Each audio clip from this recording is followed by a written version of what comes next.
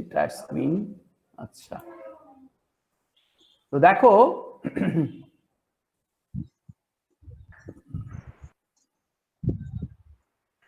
আমরা last time আমরা যেটা করেছিলাম সেটা হচ্ছে we formulated we discussed the what is called the Porter Hartnell governor, the spring controlled governor, and our first intention was to build up the governing equation, and from that governing equation we went on deriving or rather designing the stiffness for the central spring, because the governor is all operated by the central spring, and we therefore continued to find out the stiffness of the spring, and the stiffness of the spring has been determined from using this equation. But you have to remember that this equation we took into account by considering the two extreme positions of the sleeve. The two extreme positions, this is the maximum position of the sleeve and this is the minimum position of the sleeve. So between these two positions we apply the governing equation to find out the stiffness of the spring. But thing is this, that একটা এখানে একটা sir remark ছিল sir, আপনি ওই যখন দুটো extreme স্পিডে যাচ্ছে না, মানে এই দুটো কনফিগারেশন স্প্রিং গভর্নরটা, হ্যাঁ স্যার, একটা আপনি ওখানে রিমার্ক করেছেন sir, ignoring the obliquity of the arms we get from obliquity effect of the arms, হ্যাঁ ঠিক।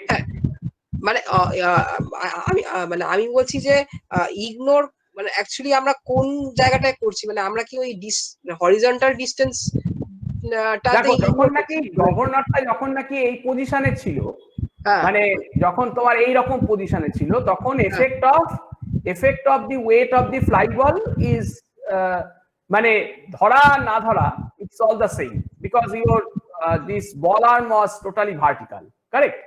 So this ball weight, whatever weight is there, it is meaningless because its line of action will pass through this hinge point, the moment center. But as soon as the lever gets tilted either in the anti-clockwise or in the clockwise direction, you see the component of the self weight of this ball, this ball will be there. So this weight, self weight is there. So if I see, say there will be the self weight like this. So there is a self weight acting like this, right? So this is the self weight. I'm showing this yellow vector. Now this self weight will have the moment arm with respect to this pivot point. How much is this? That will be equal to, how much is this? Now if this angle is alpha, then this moment arm will be equal to b sine alpha, and this moment arm will enter into your equation, right? So and your equation will be taken care of like that, considering this as alpha. Then alpha needs to be changed in terms of h1. All these things will be done because you know the sine alpha mane hocche abar from this equation you can see that if this is alpha, then this is also alpha, and sine alpha therefore will be equal to h1 by a. So accordingly ওইভাবে তুমি obliquity effect of, মানে there will be another term into your equation, সেই ইকুয়েশনটার ভিতরে এখানে ঢুকে যাবে, ঠিক আছে?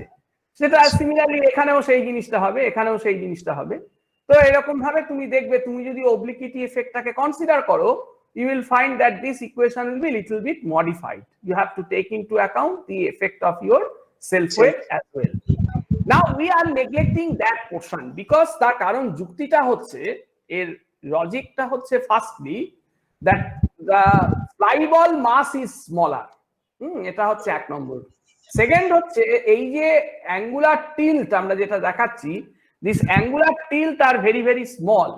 So since the angular tilt is very very small, we therefore consider that the moment of this the angular component, moment of the I mean the contribution of the moment of the self weight, সেই জিনিসটা যেটা সেটা এখানটাতে হচ্ছে অনেক অনেক অনেক, that is very less. So because of that reason we do not normally take into account the obliquity, we normally do not take into account the self weight of the ball, and therefore we say that the obliquity effect of the ball is neglected. So that is the normal principle.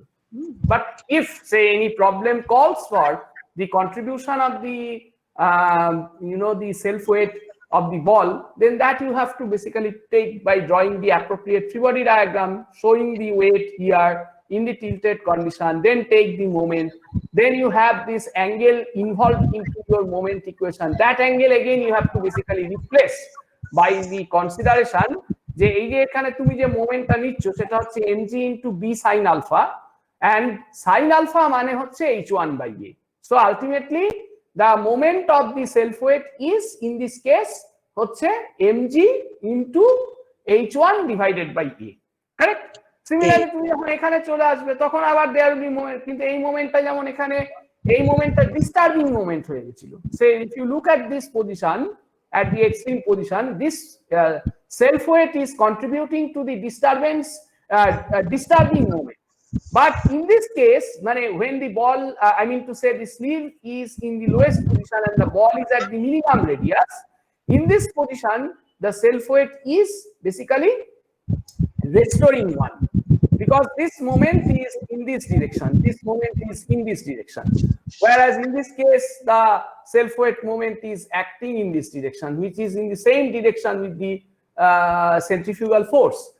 So this moment component will be disturbing one, and in this case this moment component will be restoring one, and that will be very good for you because ultimately তোমাকে h1 plus h2 এই এক্সপ্রেশনটা আনতে হবে। তাই তুমি দেখবে এখানে self ওয়েটটা একবার প্লাস থাকবে, এখানে সেলফ ওয়েটটা একবার মাইনাস থাকবে। So if you subtract, then automatically this h1 plus h2 expression term will come into your final equation, যেটাকে তুমি রিপ্লেস করে দিতে পারো বাই h দিয়ে। h1 plus h2 you can replace it by h, that same thing that we have done here. সেই রকম করে করে so you try and make a homework that what will be this expression if we take into account the self weight of the fly ball. You can do it of your own. আচ্ছা sir বলছি যে second কেসটা তো এমজিটা এমজিটা তো ডিস্টার্বিংই থাকছে, ওটা তো না, কি করে ডিস্টার্বিং থাকছে? এই তো এখানে সেলফ ওয়েটটা তো কাজ করছে এখন এরকম ভাবে, হ্যাঁ এইরকম ভাবে, তাহলে তার মোমেন্টটা কোন দিকে হলো? পিভটের রেসপেক্টে সেটা তো এখন হয়ে গেল হচ্ছে এই দিকে, আর এখানে তো সেন্ট্রিফিউগাল ফোর্সের মোমেন্ট হচ্ছে এই দিকে। তার মানে এই দিকটা হচ্ছে তোমার ডিস্টার্বিং মোমেন্ট, আর এখানটাতে এটা রেস্টোরিং মোমেন্ট, এটা রেস্টোরিং ফোর্স, এই ক্ষেত্রে দুটোই তো রেস্টোরিং হয়ে গেল, তাই না? বিকজ এটা এটা এই যে ফোর্সটা, এই ফোর্সটা কোন দিকে থাকছে না স্যার? হ্যাঁ বলছি ওই ডিরেকশনটা আমি বলছি ক্লকওয়াইজ ডিরেকশনটা ইকুইলিব্রিয়ামের দিকে থাকছে না। বুঝতে পারলাম না তোমার কথাটা, কি বলতে চাইছো তুমি? ইকুইলিব্রিয়াম যে ভার্টিক্যাল পজিশনটা সেখান থেকে ডান দিকে এটা তো হেলে গেল মিনিমাম স্পিডে, মিনিমামে, হ্যাঁ, কিন্তু সেই এই যে ক্লকওয়াইজ ডিরেকশনটা ইকুইলিব্রিয়াম ডিরেকশনে থাকছে না তো স্যার। ইকুইলিব্রিয়াম ডিরেকশন বলতে আমি বুঝতে পারছি না what is meant by equilibrium. আমি যেটা বলতে চাইছি তুমি জাস্ট লুক ইনটু দিস, এই বাঁকা জিনিসটাকে তুমি খেয়াল করো। Now what are the forces that are acting? One is the centrifugal force, which is producing the anti-clockwise moment with respect to your pivot point, ঠিক আছে? এটা কিন্তু একই বাদিকের লিভারটাকেই কিন্তু আমি অ্যানালাইজ করছি। Similar situation will occur in the right hand lever. তো আমি কি করলাম, তাহলে আমি দেখলাম যে এখানে centrifugal force is acting like here, this is the self weight, আর এইটা হচ্ছে তোমার স্লিভের রিঅ্যাকশন। তাহলে এবার তুমি যদি এখন এটার রেসপেক্টে মোমেন্ট নাও, তাহলে তুমি কি দেখবে যে তোমার moment of the centrifugal force that will be balanced by the moment of this force plus the moment of, তাহলে কি হলো? এটা রেস্টোরিং মোমেন্ট হয়ে গেল এখন। আচ্ছা, তাই না? এটা কি করছে তুমি বলতে চাইছো যেটা, যে এটা ও আচ্ছা তুমি যেটা বলতে চাইছো রেস্টোরিং মানে হচ্ছে যে ও আবার ও ভার্টিক্যাল ডিরেকশনে সরিয়ে দেওয়ার চেষ্টা করছে কিনা, এটা যেরকম এই লিভারটাকে যেরকম ভার্টিক্যাল ডিরেকশনে সরিয়ে দেওয়ার চেষ্টা করছে, এটা আরো ওকে বাকি দিচ্ছে। It is not like that. এটা তো ডিস্টারবেন্সের জন্য যখন এটার স্পিডটা ওমেগা 2 হয়ে গিয়েছে, when it is লোয়ার স্পিডে তো এটাই এখন বাঁকাটাই হচ্ছে ওর এখন ইকুইলিব্রিয়াম কনফিগারেশন। এইটা কিন্তু ইকুইলিব্রিয়াম কনফিগারেশন নয়। আচ্ছা সুতরাং এনি অ্যাটেম্প্ট ফ্রম দিস এই বাঁকা position will be now disturbance. আচ্ছা আবার এখানে তুমি যদি দেখো, আবার যদি তুমি এখানটায় দেখো, it is the what is called as your equilibrium configuration at the higher speed, তাই না? তাহলে any attempt to disturb it from this to this direction, right, will be your will be your disturbance. তাহলে কি হবে দেখো, এই ফোর্সটা যেটা সেটা ওকে কিন্তু তুমি যদি এখন এটাকে এরকম করে সোজা করে দিতে চাও, এরকম সোজা করে দিতে চাও, তাহলে পরে this will be the disturbance from this equilibrium position. So this is your equilibrium. Any attempt from this departure আমি সেটাকে বলবো হচ্ছে যে তোমার ডিস্টারবেন্স। আর আমি এখানে ডিস্টার্বিং মোমেন্ট আর রেস্টোরিং মোমেন্ট বলতে যেটা মিন করছি, আমার এই ডিস্টারবেন্স আর রেস্টোরিং মোমেন্টের যে শব্দটা তুমি ঠিকই বলেছো একদিক থেকে, সেটা ইজ অ্যাপ্লিকেবল টু এই কনফিগারেশন। আমি যদি এটাকে ইকুইলিব্রিয়াম কনফিগারেশন বলি, say if I consider this as the equilibrium configuration, তাহলে এই ইকুইলিব্রিয়াম কনফিগারেশনে this one will be the disturbing one, because it tries to take the fly ball away from the vertical portion, আর এইটা চাপ দিয়ে ওকে আবার back করিয়ে ভার্টিক্যালে নিয়ে যাওয়ার চেষ্টা করবে বলে এটাকে আমরা বলছি হচ্ছে রেস্টোরিং পজিশন। ঠিক আছে? তাহলে আমার বক্তব্য হচ্ছে এইখানে যখন তুমি আসছো, if you take the obliquity effect, তাহলে অবলিকিটি এফেক্ট হলে কি হবে, এই সেন্ট্রিফিউগাল ফোর্সের মোমেন্ট আর এই মোমেন্ট এটা একসাথে একদিকে কাজ করবে, and this two will balance the moment of this one. On the other hand, if you come to this position, you see that the moment of that this due to this centrifugal force and the moment due to the component of the weight of the fly ball and the sleeve reaction, they will try to balance that effect. ঠিক আছে? আমি ওটাই বলতে চাইছি। আর তুমি দেখবে যে তুমি যদি ওই ইকুয়েশনটা কনসিডার করো, তাহলে দেখবে যেহেতু দুটো মোমেন্ট এখন দুদিকে চলে গেল, তাহলে একটা মোমেন্ট প্লাস আর একটা মোমেন্ট মাইনাস হয়ে যাবে। And if you subtract the two equations to find out, in order to find out the stiffness of the spring, then you will find that some extra expression will be added to it. That's all. You can do it at your home to write what will be the final equation for you. চেষ্টা করে দেখো এটা কি final equation তোমার হয়। হ্যাঁ, ঠিক আছে। আচ্ছা, এবারে আমি যেটা বলতে চাইছি সেটা হচ্ছে এই যে এখানে আমরা যে স্টিফনেসের ইকুয়েশনটা আমরা ব্যবহার করলাম, now you have to remember that in order to find out the spring stiffness, you have to write your governing equation between two equilibrium positions. In this case, the equilibrium positions are, one is this, another is this. এই দুটো পজিশনের মধ্যে, এই দুটোই কিন্তু equilibrium position, এই দুটো equilibrium পজিশনের মধ্যে I write the governing equations, and subtracting these two governing equations leads the expression for the stiffness of the spring. এমন হতেই পারে during the course of your problem তুমি হয়তো দেখলে যে তোমার ইকুইলিব্রিয়াম কনফিগারেশনটা হলো হচ্ছে এই কনফিগারেশনটা, সে দিস কনফিগারেশন আর ম্যাক্সিমাম স্পিড কনফিগারেশন, এমন কিন্তু এটা হতেই পারে। অর মানে আমি আরো যদি সেভাবে বলি তাহলে বলবো যে এইটা একটা ইকুইলিব্রিয়াম, মানে this is the initial equilibrium configuration, আরেকটা হচ্ছে যখন রেডিয়াসটা 8টা যখন বেড়ে গিয়ে আর ম্যাক্সে হয়ে গেছে, তখন তোমার এই জায়গাটায় ফ্লাই বল বেঁকে গেছে, মানে now your position is this and the straight configuration, and the straight, not the baka, and the straight configuration.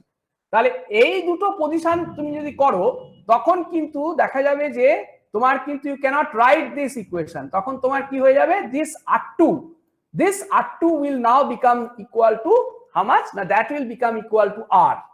So R1 এর মতই থাকবে, but this expression, I mean to say the expression for এই যে ডিনোমিনেটরে যে এক্সপ্রেশনটা আছে R2, this R2 will be now replaced by R. এটা আবার একটা কনফিগারেশন হতে পারে। আরেকটা কনফিগারেশন হতে পারে কি, it may be the equilibrium positions are this, এটা একটা equilibrium position, and this is the equilibrium position. এই বেঁকে যাওয়াটা একটা equilibrium position. So again you can apply your governing equation between these two positions, and in that case তোমার stiffness এ এই এক্সপ্রেশনটা হয়ে যাবে এখন R1 will be now equal to R and R2 will be equal to R2. তার মানে এই R1 টা হয়ে গেল এখন this R1 becomes equal to R and this becomes equal to R2. মানে একটা হচ্ছে higher radius minus smaller radius. দেখো তলাতেও তাই, এটা হচ্ছে centrifugal force corresponding to the higher radius. This is the centrifugal force corresponding to the lower radius.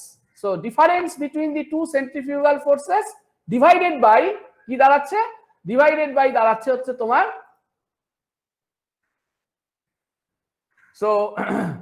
so difference between the যেটা বলছিলাম যে এইটা হচ্ছে তোমার হায়ার পজিশন, এটা হচ্ছে তোমার এখন হয়ে যাচ্ছে হচ্ছে lower position. So your higher position is R and the lower position is R2. So in this case it will become R1, sorry, R minus R2. তো আমি এখানেই দেখবে এখানে সেটাই এখানে লেখার চেষ্টা করেছি, এই যে this equation encompasses everything. এটার মধ্যে তুমি যদি ওই 2 into b by a এই ফ্যাক্টরটা দিয়ে তুমি, sorry 2 into b by a whole square এই ফ্যাক্টরটা দিয়ে তুমি যদি এটাকে মাল্টিপ্লাই করো, each will give you the stiffness of the spring. So this equation is also, you know, the sometimes is called the generalized governing equation of a Hartnell governor. So you see this is the generalized equation. So mane why it is called generalized, because now I have the references, যা খুশি reference, মানে আমি middle position and extreme position এই ইকুয়েশনে সেটা reference, এখানে হচ্ছে middle position and minimum position হচ্ছে রেফারেন্স, আর এখানে হচ্ছে কি maximum position and the minimum position হচ্ছে আমার দুটো equilibrium references. So basically now you will be having all this three. সুতরাং তোমার যে স্টিফনেস অফ দ্য স্প্রিং বললে অলওয়েজ যে তুমি এই ইকুয়েশনটাই অ্যাপ্লাই করবে তা কিন্তু নয়. তাহলে তোমার মাথায় কি ঢুকিয়ে রাখতে হবে, if you are to find out the stiffness of the spring, তোমার মাথায় ঢুকিয়ে রাখতে হবে এটাই যে if I am to find out the stiffness of the spring, যেমন এখানে আমাদের ক্ষেত্রে একটাই স্প্রিং আছে. The other day I showed you that Wilson Hartnell governor, আমি বলেছি সেটা আমরা প্রবলেমের ক্ষেত্রে ডিসকাস করব. In the Wilson Hartnell governor we have basically two springs, one being called the auxiliary spring, যেটা সেন্ট্রাল স্প্রিং এর জায়গাটা হয়ে গেছে অক্সিলিয়ারি স্প্রিং, আর বলের মাঝখানে একটা স্প্রিং চলে এসছে, সেই স্প্রিংটাকে আমরা বলছি হচ্ছে বল স্প্রিং. সো এখানেও যদি আমার বল স্প্রিং স্টিফনেস কিংবা অক্সিলিয়ারি স্প্রিং স্টিফনেস ক্যালকুলেট করতে হয়, the logic will remain the same. That means what we have to do, we have to derive the governing equation, and apply that governing equation between the two current equilibrium positions or between two reference equilibrium positions, and subtract these two equations in order to get the stiffness, desired stiffness. সেটা auxiliary spring এর হতে পারে বা বল spring এর হতে পারে. That we will discuss. ওই বল আর auxiliary গল্পটা আমরা পরে ডিসকাস করব, কিন্তু স্টিফনেস বার করবার এটাই হচ্ছে মেইন মানে কনসেপ্ট যেটা আমরা এখানটাতে বার করছি. আরেকটা যেটা আমরা এখানে বলছি সেটা হচ্ছে কি যে দেখো, if the static friction at the sleeve is taken into account, এবার এটা একটা ইম্পর্টেন্ট নোট. দেখো so far in our analysis আমরা এখানে যে অ্যানালিসিস করেছি সেখানে কিন্তু কোথাও ফ্রিকশনকে কনসিডার করা হয়নি. So if there is a friction at the sleeve to be taken into account, তাই বলছে দেখো, if static friction at the sleeve is taken into account, then the speeds omega dash and omega dash double dash will be calculated for the equilibrium speed omega, for which the governor remains insensitive by putting mg plus ff and mg minus ff respectively in the governing equation.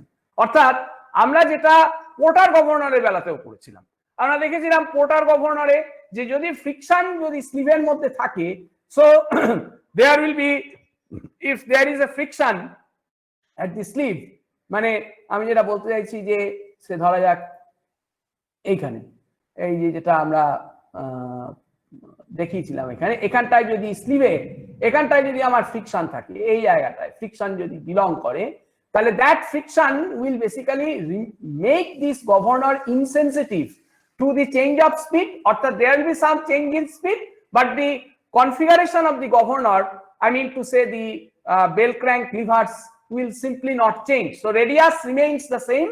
তাহলে কি হবে? If you are to find out the higher speed, যে speed মানে ওই ইনসেনসিটিভিটি higher লিমিটটাকে if you want to find out, higher limit মানে হচ্ছে যে your entire sleeve will try to move in the upward direction, তবে গিয়ে তো এর রেডিয়াসটা বেড়ে যাবে। রেডিয়াস বেড়ে যাওয়া মানে স্পিড বেড়ে যাওয়া। সুতরাং হায়ার স্পিডটাকে পেতে গেলে what we have to take into account, আমাকে মেন্টালি assume করে নিতে হবে যে there is an upward sleeve movement here, and quite naturally then the friction force will act in the downward direction. তাহলে আমরা কি করব? To get that higher speed, তাহলে আমরা কি করব? To get that higher speed, so what we have to do, we have to come to this equation, এই equation 5.1 এ আসবো। এখানে mg plus f0 plus ff সেইটা লিখবো সেটা হচ্ছে 2 into b by a m omega dash square into r। আবার আমি যদি মিনিমাম স্পিডটা পেতে চাই, যেখানে তোমার গভর্নরটা হচ্ছে ইনসেনসিটিভ থাকবে, তখন আমরা কি হবে? তার ঠিক উল্টো হবে, কারণ মিনিমাম স্পিড মানে হচ্ছে এখন তোমার স্লিপ নিচের দিকে নেমে যেতে চাইছে, so your radius is trying to decrease, so you have basically the tendency of your sleeve will be to move in the downward direction, so friction at the sleeve will act in the upward, and therefore you have here mg minus ff. So mg minus ff will be now your expression. So that expression you need to find out. So that expression you need to substitute here and equate it to the lower speed level, that is make it to be equal to m omega double dash square into r, আর এখানে mg এর জায়গায় mg টাকে তুমি revise করে তুমি বললে it is mg minus ff, where ff is the friction force which is assumed to be constant. আমরা throughout এই অপারেশনে আমরা ধরে নিচ্ছি friction force is constant. So if you are to take into account the friction forces, you can do it by taking the revising your central load by adding the friction force and subtracting the friction force from here. So what we see from here, তাহলে দেখো এখানে আমরা কি দেখছি, so we go through it. So from our foregoing discussions on Porter and Hartnell governors, we note that in order to find out the governing equations, that means equation relating to the governor spindle or shaft RPM with the corresponding geometric configurations of the governor, যেটা আমরা porter গভর্নরের ক্ষেত্রেও করেছি and Hartnell গভর্নরের ক্ষেত্রেও করেছি, we have to basically balance two kinds of forces. দেখো দুটো ফোর্সকে আমাদের ব্যালেন্স করতে হবে। সেই ফোর্স ব্যালেন্স মানে তাদের ম্যাগনিটিউডকে ধরাধর ব্যালেন্স করে দেওয়া নয়, তাদের এফেক্ট তাদের টেন্ডেন্সি টু টার্ন এভরিথিং, হ্যাঁ এদের ব্যালেন্সিংটা not through the force balance, আমি ফোর্সের সাথে এই ফোর্সের সাথে ওই ফোর্স যোগ বিয়োগ করে সমান করে দিলাম, it is not like that. Basically এখানে যেটা করা হচ্ছে সেটা হচ্ছে কি, what we are trying to do is we are trying to balance the moment, but definitely there is a question of balancing the forces. কিন্তু ব্যালেন্সিং দ্য ফোর্সেস আবার আমি বলছি, it is not that যে আমি magnitude of centrifugal ফোর্সকে if you look at this free body diagram, balancing কিন্তু আমি কখনোই মিন করছি না যে এটার ম্যাগনিটিউড আর এটার ম্যাগনিটিউড সমান, because these are the two forces which are acting in the two different directions. তাহলে তাদের ম্যাগনিটিউড ডেফিনেটলি সমান হয়ে জিনিসটা ইকুইলিব্রিয়ামে আসবে না। তাহলে how they will be in equilibrium, একটা হচ্ছে কি না তারা ইকুইলিব্রিয়ামে থাকবে from the point of view of the fact যে এদের মোমেন্টটা with respect to this, তার কারণ এরাই তো কেবলমাত্র only forces acting on the system নয়, তার কারণ you do not have to you should not forget these reaction forces, you should not forget these bearing reaction forces. So actually এই সব কটা জিনিসটা নিয়ে the everything is in static equilibrium. কিন্তু আমি যদি এই দুটোকে যদি আমি আনওয়ান্টেড ফোর্স বলে ভাবি, তাহলে ডেফিনেটলি আমি ব্যালেন্সিং বলতে what I mean that the moment of this force and the moment of this force will be made to balance each other. So that is what I try to say here, যে আমি এখানে গেলে আমরা যেটা করছি যে we need to find out two kinds of forces. One is called the disturbing force of the system, that means the centrifugal forces on the fly balls, এটাকে আমরা সব সময় ডিস্টার্বিং ফোর্স বলছি। if you keep that vertical position of the ball in your mind যে ওইটা হচ্ছে আমাদের equilibrium configuration, তাহলে obviously the centrifugal force that will be acting on your system will be the disturbing force, তাই না? Centrifugal ফোর্সটা যেটা তোমার কাজ করছে সেটাই তোমার সেই ক্ষেত্রে তোমার দাঁড়াচ্ছে হচ্ছে কি ডিস্টার্বিং ফোর্স হচ্ছে। So in that case you see disturbing force on the system, that means the centrifugal force, and the restoring force or the controlling force, এটার একটা নাম আছে, এটাকে আমরা বলছি restoring force, or else we call it as the controlling force. That means the forces trying to neutralize the disturbances. In this case gravity forces in Porter governor, তুমি যদি খেয়াল করে দেখো পোর্টার গভর্নরের ক্ষেত্রে, if you recall your analysis of the Porter governor, সেখানে আমরা কি করেছিলাম, এক্স্যাক্টলি সেম থিং করা হয়েছিল। বলটার সেন্ট্রিফিউগাল ফোর্সটা তাকে পোর্টার গভর্নরের জিওমেট্রি থেকে ডিস্টার্ব করার চেষ্টা করছিল, মানে to achieve the equilibrium, new equilibrium position, সে ওটাকে সরিয়ে দেওয়ার চেষ্টা করছিল from the current equilibrium position. So that's why I call it as the disturbing force. আর রেস্টোরিং ফোর্স কি ছিল, যে নাকি ওকে ব্রিং ব্যাক করবার চেষ্টা করছিল কারেন্ট ইকুইলিব্রিয়াম পজিশনে, সেই কারেন্ট ইকুইলিব্রিয়াম পজিশনটার ক্ষেত্রে it was the controlling force. So controlling ফোর্সটা তার ফলে সেখানটাতে এটা কাজ করছে। So that means the forces trying to neutralise this and the spring force, মানে গ্র্যাভিটি ফোর্স হচ্ছে পোর্টার গভর্নরের ক্ষেত্রে, and spring force along with gravity force হচ্ছে হার্টনেল গভর্নরের ক্ষেত্রে। যদিও আমরা এখানে হার্টনেল গভর্নরে গ্র্যাভিটি ফোর্সের কথাটা ঢুকিয়েছি এখানে, কিন্তু এটা মাথায় রাখতে হবে যে অনেক ক্ষেত্রেই দেখা যায় অঙ্ক কষতে গিয়ে আমরা দেখবো সেটা, যে স্প্রিং ফোর্সের তুলনায় কিন্তু গ্র্যাভিটি ফোর্সের কন্ট্রিবিউশন এই হার্টনেল গভর্নরে হচ্ছে স্মল। সুতরাং অনেক ক্ষেত্রেই দেখবে অঙ্ক করতে গিয়ে you have to neglect the contribution by the gravity force, I mean to say the gravity of the sleeve, central sleeve, তার যে ওয়েটের যে কন্ট্রিবিউশনটা ছিল in the form of capital MG. এই যে ইকুয়েশনে আমরা যে ক্যাপিটাল এমজি, এই যে এই ইকুয়েশনে ক্যাপিটাল এমজিটা হচ্ছে কি এই কন্ট্রিবিউশনটা দেখিয়েছিল। So in comparison to this central spring force, এর কন্ট্রিবিউশনটা অনেক ক্ষেত্রেই কম। So this equation is approximated to be equal to হচ্ছে তোমার F0 হয়। সেটা আমরা অঙ্ক করতে গিয়ে দেখবো সেটা, তবু আমি এটা একটা রিমার্ক হিসেবে বলে রাখলাম, কিন্তু theoretically speaking you have both the two.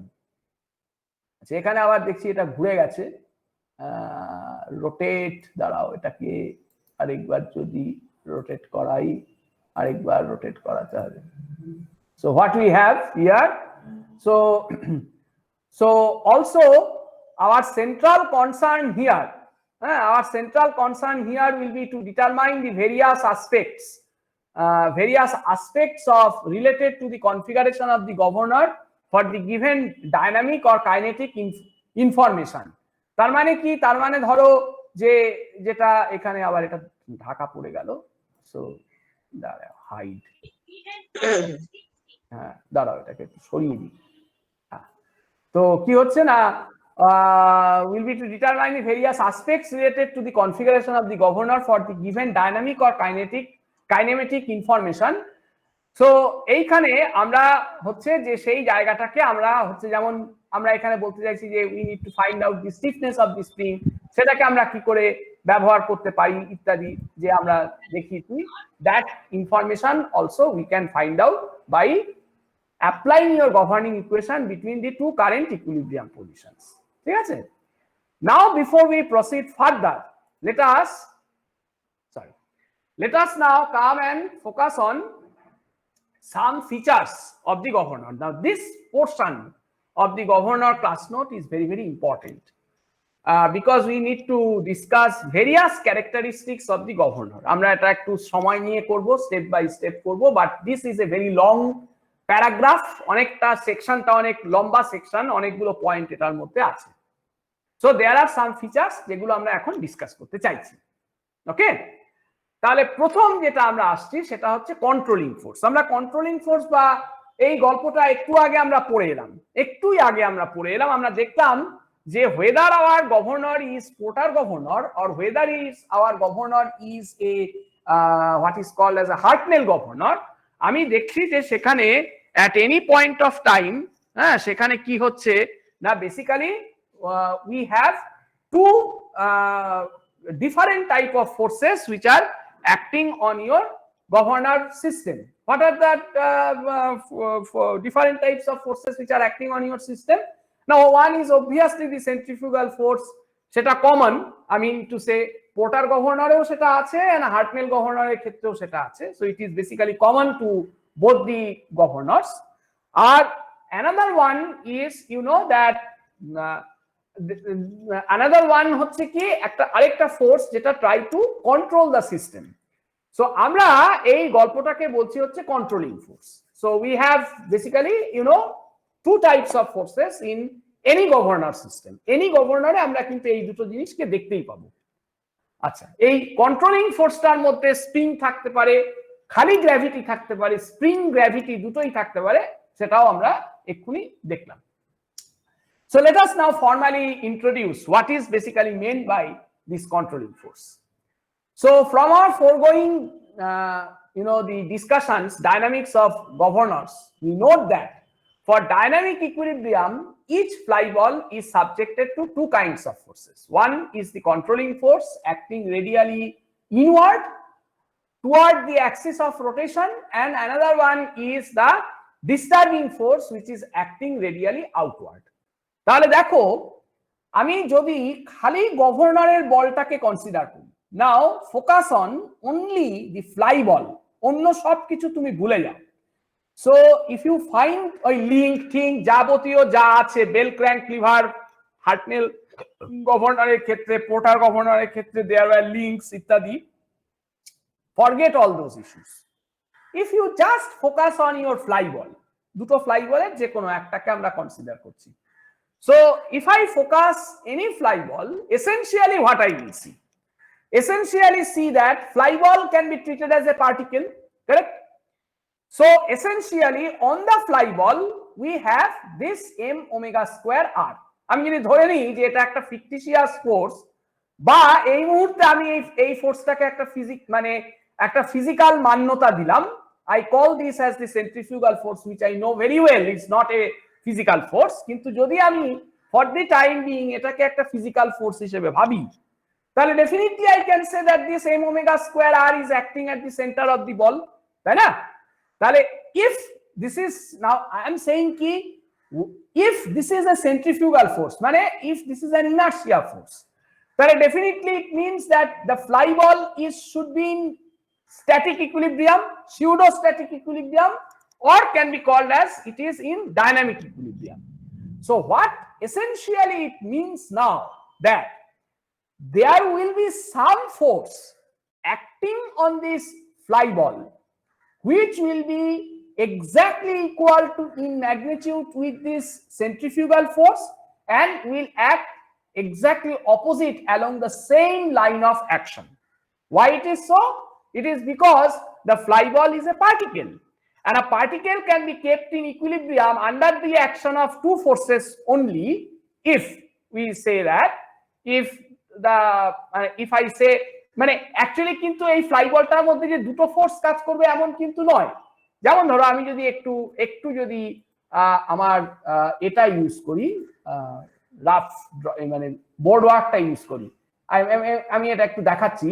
মানে আমি যেটা বলতে চাইছি, that will be verified by the Porter governor. Porter গভর্নরের থ্রু দিয়ে আমি এই জিনিসটাকে বোঝাতে পারি.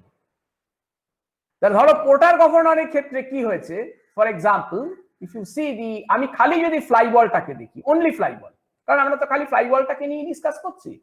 So in case of the porter governor, what I will see that if I draw the free body diagram of the fly ball, একটা যে কোনো ফ্লাই বলকে নিয়ে করছি, তাহলে কি হবে, there will be the self weight, correct? আচ্ছা, you remember যে পোর্টার গভর্নরের ক্ষেত্রে ফ্লাই বলটা is carried by the two arms. তার মানে আমি যদি এটাকে আর্মের থেকে সরিয়ে দিই, আর্মগুলোকে যদি এখানে ফ্রি বডি ডায়াগ্রামের পার্ট হিসেবে না দেখাই, তাহলে আমাকে কি করতে হবে, আর্মগুলোকে, আর্মের এফেক্ট গুলোকে রিপ্লেস করতে হবে বাই দেয়ার ইকুইভ্যালেন্ট টেনশনস, তাই না? তাহলে কি হচ্ছে এখানে, এইখানে হচ্ছে এই হচ্ছে তোমার দুটো আর্মের টেনশন ফোর্স, এটা হচ্ছে আপার আর্ম টেনশন, এটা হচ্ছে lower arm tension, okay? And now what we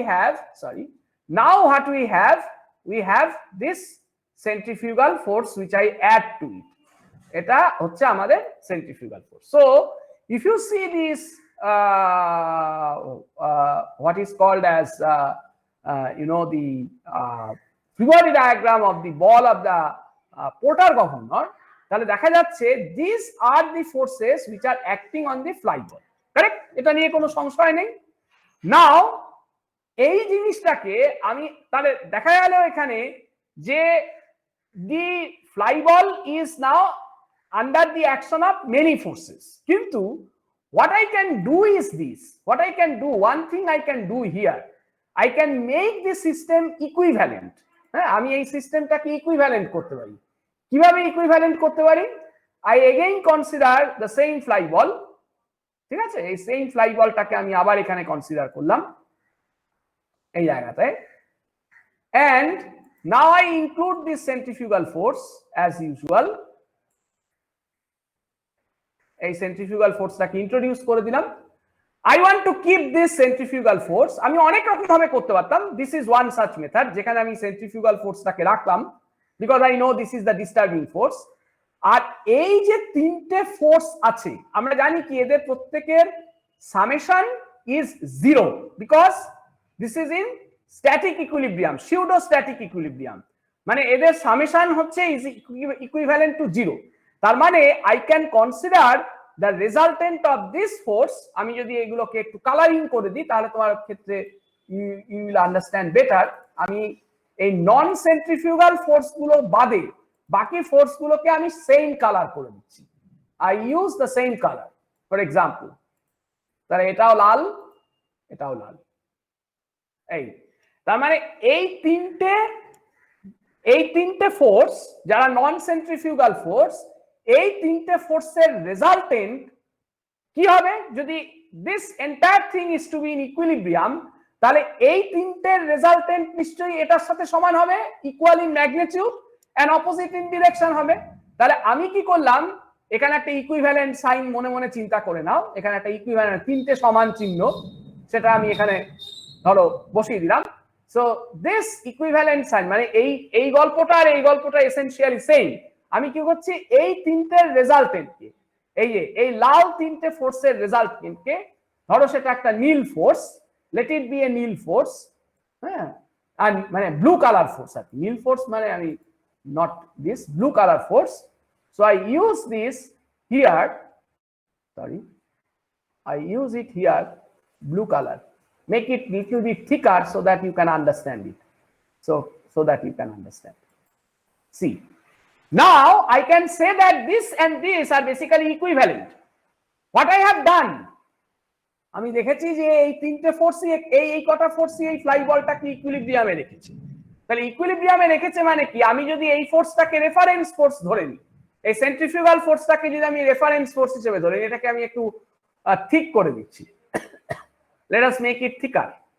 So if I make this centrifugal force to be the reference force, তাহলে আমার কি হবে, এই তিনটে রেজাল্টেন্ট এক্স্যাক্টলি এটার সাথে অপোজিট এবং কি বলে equal in magnitude and opposite in direction হবে। তার মানে আলটিমেটলি দেখা গেল যে এই ফ্লাই বলটাকে এর মধ্যে যে যে ফোর্স কাজ করলো তাকে আমি ultimately what I can do is ultimately পুরো সিস্টেমটাকে আমি এই রকম জায়গায় কনভার্ট করে নিয়ে এলাম। এই সিস্টেমটা আর এই সিস্টেমটা বেসিক্যালি সেম, তাই না? এই সিস্টেমটা আর এই সিস্টেমটা দেখা যাচ্ছে basically it is basically the same system. এই সিস্টেমটাকে আমি এইখানে কনভার্ট করেছি, দ্য প্রেজেন্ট এই যে সিস্টেমটা যেটা আঁকলাম এই সিস্টেমটাকে আমি এখানে কনভার্ট করে দিচ্ছি। So essentially therefore in the fly ball I have thus only two types of forces. One is this black centrifugal force, another is the resultant of all other forces which are acting on the fly ball and passing through the center and opposite and equal to the opposite in direction and equal in magnitude with the centrifugal force. So ultimately everything on the every force acting on the fly ball can be essentially brought down to this particular system where only two forces are acting. One is this and another is this. Now I say that this blue vector, which is the resultant of all external forces acting on the fly ball passing through the center of the fly ball, এই ফোর্সটাকে আমরা বলছি হচ্ছে কি this is termed as the controlling force. So this blue vector force, এই ফোর্সটাকে আমরা নাম দিচ্ছি হচ্ছে controlling force. So if you come to our class note, therefore I call that blue vector force, I define, so this is that force, this that force, and I define it to be the function of the radius of the rotation of the ball. Why it is so? It is simply obvious, because the magnitude of everything will depend upon, দেখো এটাও কিন্তু function of radius, the current this depends directly on r. তাহলে if this is going to be function of radius, এবং আমরা বললাম যে আমাদের equilibrium demand হচ্ছে যে এই ফোর্সটা should be equal in magnitude with this force, তাহলে এইটা যদি রেডিয়াসের ফাংশন হয় তাহলে কোয়াইট ন্যাচারালি এটা তো বুঝতে অসুবিধা হচ্ছে না যে this can't be a constant force. এটা যদি রেডিয়াসের সাথে সাথে চেঞ্জ করে তাহলে this one has to change, otherwise how can it be the thing will be in equilibrium, তাই না? এর ম্যাগনিটিউড বেড়ে গেল because of the change of radius, আর আমি যদি এর ম্যাগনিটিউডটাকে কনস্ট্যান্টলি রাখি তাহলে আমি তো ইকুইলিব্রিয়াম মেইনটেইন করতে পারবো না। তার মানে if this is function of radius, then this resultant of all other forces acting on the fly ball has to be, it has to be necessarily function of your radius of rotation, has to be necessarily function of the radius of rotation. So that is what we mathematically, that is what we have written here. We have shown the radius r, which is the current radius of rotation of the fly ball, and on the fly ball we have two forces acting on it, and we call this Fr force as the centrifugal, I mean to say as the controlling force. So it is quite obvious for the dynamic equilibrium that F of r should be equal to m omega square r. Now this is for the dynamic equilibrium, this needs to be satisfied. Now এই f of r এর চেহারাটা actually দেখতে কি রকম হয়, how this f of r looks like, সেইটা আমরা একটা খুব সিম্পল এক্সাম্পলের মাধ্যমে পরবর্তী ক্ষেত্রে আমরা সেটাকে এক্সপ্লেইন করেছি। What is that? না আমরা একটা পোর্টার গভর্নর নিচ্ছি, we take into account a porter governor, but please remember this time the porter governor, আমরা জানি সেই পোর্টার গভর্নরের আপার লিংক আর লোয়ার লিংকের লেংথ গুলো অসমান হতে পারে। if you see this, if I go to that এই রে এর বোর্ডওয়ার্কটা মুছে গেছিল নাকি, দাঁড়াও just a minute, hold on, board work. So you see এই যে আমরা বলেছিলাম এখানে যে বল দুটো এই লিংক দুটো, এই লিংক আর এই লিংক, বলটা কিন্তু এখানে এক্সটেন্ডেড আর্মে নেই এখন, because we are considering classical porter governor. তার মানে এই ফ্লাই বলটা এখন এখানে না নিয়ে এখানে আছে, there is no such extension, হ্যাঁ এই এক্সটেনশনটা নেই, forget this extension, সরিয়ে দাও, forget this. Now I am considering in general কি হতে পারে, এটার মাথার দিব্যি কেউ দেয়নি যে এই লিংক আর এই লিংক সমান হবে, these two links may be different, হ্যাঁ জিওমেট্রি ওয়াইজ ডিফার করতে পারে। আমরা এই রকম পোর্টার গভর্নর কনসিডার করছি না, আমরা যেটা করছি, আমরা যে গভর্নরটা কনসিডার করার চেষ্টা করছি which is something like this, সেটা কি রকম না এইখানে আপার লিংক যা লোয়ার লিংক এক্স্যাক্টলি ইকুয়াল, হ্যাঁ লোয়ার লিংকটা এক্স্যাক্টলি ইকুয়াল, আপার লিংকও যা লোয়ার লিংকও তা, এখানেও সেরকম আপার লিংকটা এখানে আটকানো, এখানে আটকানো, আর লোয়ার লিংকটা সরি একটু একটা ইকসেন্ট্রিসিটি রেখে করা হয়েছে, and this is your lower link, these are your lower links, upper link and lower link এর লেংথটা সমান, that you have to remember. এটাকে একটুখানি সেট করে দিই। So what I try to say, যদিও ঠিক আঁকতে পারলাম না কারণ আমি খুব তাড়াতাড়ি আঁকছি, এইটা আর এইটা সমান, আবার এইটা আর এটাও সমান, মানে চারটে লেংথই হচ্ছে সমান সোজা কথা, and this is your fly ball, এইখানে তোমার ফ্লাই বল রয়েছে, সে ধরা যাক একটা কনফিগারেশন যদি ভাবি এইটা হচ্ছে fly ball. So and the central line goes there, এরকম করে সেন্ট্রাল লাইন চলে গেছে মাঝখান দিয়ে, সে ধরা যাক এইটা হচ্ছে তোমার সেন্ট্রাল লাইন, ওকে এই সেন্ট্রাল লাইন চলে গেছে এখান দিয়ে, এই সেন্ট্রাল লাইন চলে গেছে, and this is the distance e, you remember এইটা এবং এখানের যে লেংথটা, মানে what I say try to say is this gap, is this gap. I mean to say this gap. এই গ্যাপটা তাড়াতাড়ি করে আঁকছি বলে একটু ইনক্লাইন হয়ে আসছে ড্রয়িং, সেটা ভুলে যাও। এই যে গ্যাপটা, এই দুটোর মধ্যে যে গ্যাপ, এই ডাইমেনশনটাকে আমি বলছি হচ্ছে small. So I have therefore we are considering a Porter governor of equal arms but with eccentricity at the lower end. স্লিভটা এই অ্যাক্সিসের উপরে লাগানো নেই, there is a gap. তো আমি সেই রকম একটা মানে হচ্ছে গভর্নরের কথা ভাবছি। তো I consider that, and if I do it, so if I for our Porter governor, so if we assume AB BD equal to L, so আমরা একটু যদি আমাদের আগের ক্লাস নোটটায় যাই, এই যে ক্লাস নোটটা যেখানে আমরা পোর্টার গভর্নরটাকে দেখিয়েছিলাম, এরও আগের ক্লাস নোট হবে, সরি, যেখানে এবিবিডি এর কথা বলা হয়েছে। আমি একটু ওই জায়গাটায় যাচ্ছি, তাহলে তোমাদের বুঝতে সুবিধা হবে। বলছি এফআর ইজ ইকুয়াল টু মানে এম ওমেগা স্কয়ার, আর ওটা মানে ওই ডিআরএমবার্টস প্রিন্সিপালই তো হয়ে গেল, মানে আমরা আমি কি বললাম ওখানে তো ইকুইলিব্রিয়ামই থাকছে। আচ্ছা আগে আমি এটা একটু বলে নিই, তারপর তোমার কথা আসছে। তো হোয়াট আই মিন টু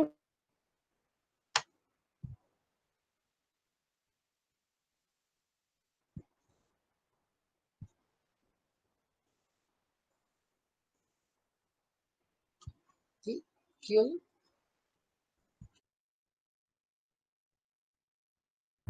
মনে হচ্ছে স্যারের ইন্টারনেট চলে গেছে।